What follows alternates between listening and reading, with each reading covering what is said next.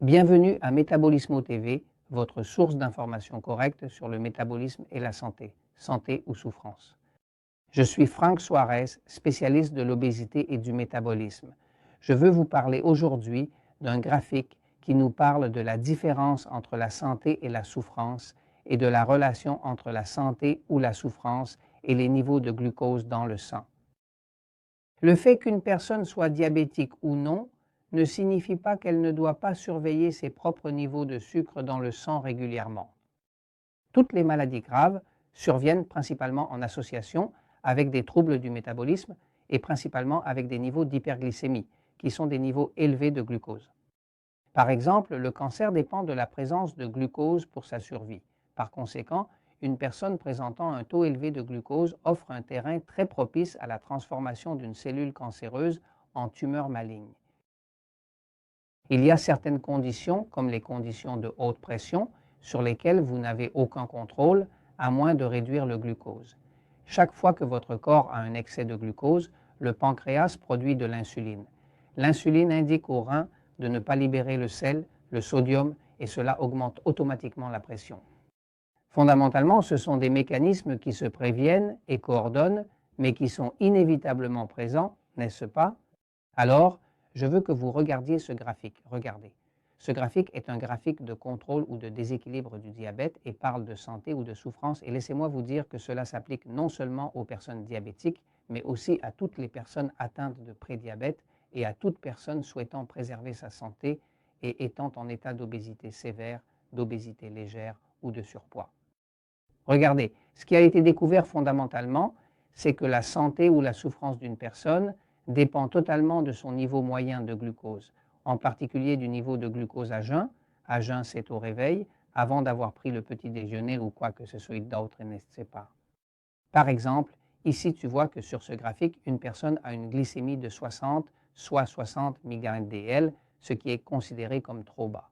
Lorsqu'elle atteint ce niveau, elle entre en état d'hypoglycémie.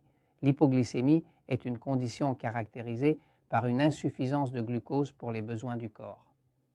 La première chose qui est affectée en cas d'hypoglycémie est l'esprit, c'est-à-dire le cerveau. Je veux qu'il sache que la tête, le cerveau représentent environ 3% du corps total. Cependant, le cerveau consomme 25% ou plus de tout le glucose du corps. C'est la partie qui se trouve dans la tête. Ici, nous consommons plus de 25% du glucose et occupons seulement 3%. Donc le métabolisme du glucose dans le cerveau est très rapide.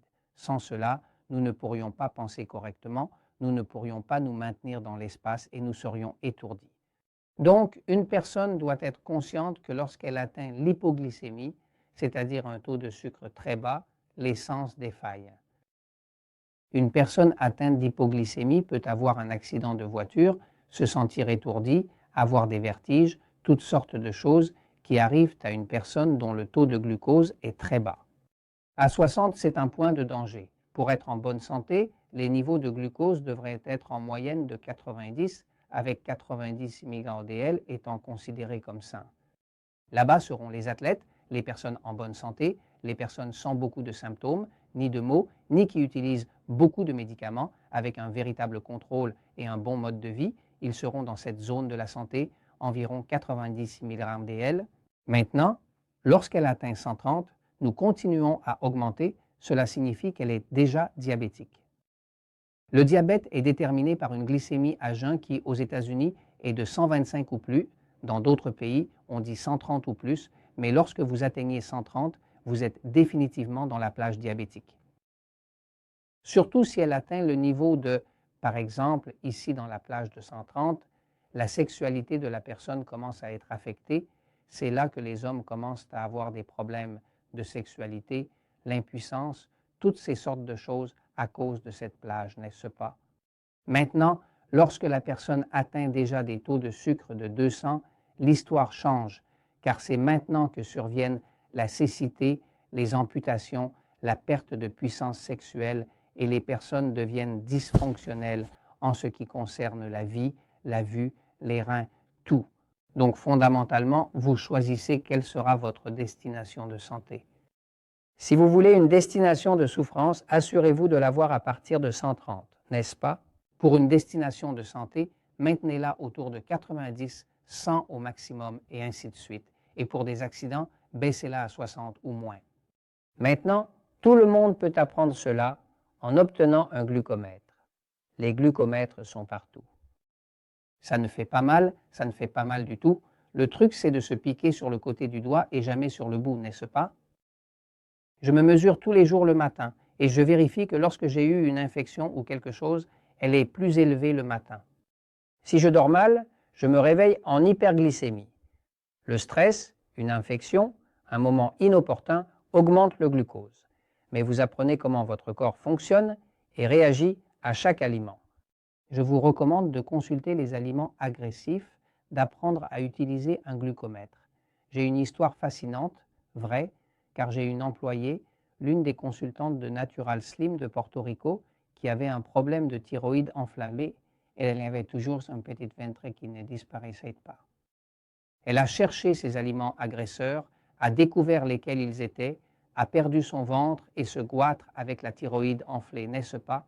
Mais elle a été intelligente en observant que sa fille de 6 ans avait des problèmes d'apprentissage et de comportement et elle s'est posé des questions et a dit « Bon sang, est-ce que ma fille ne rencontre pas les mêmes problèmes avec des aliments agresseurs qui font monter son taux de sucre, tout comme moi, cela m'arrivait ».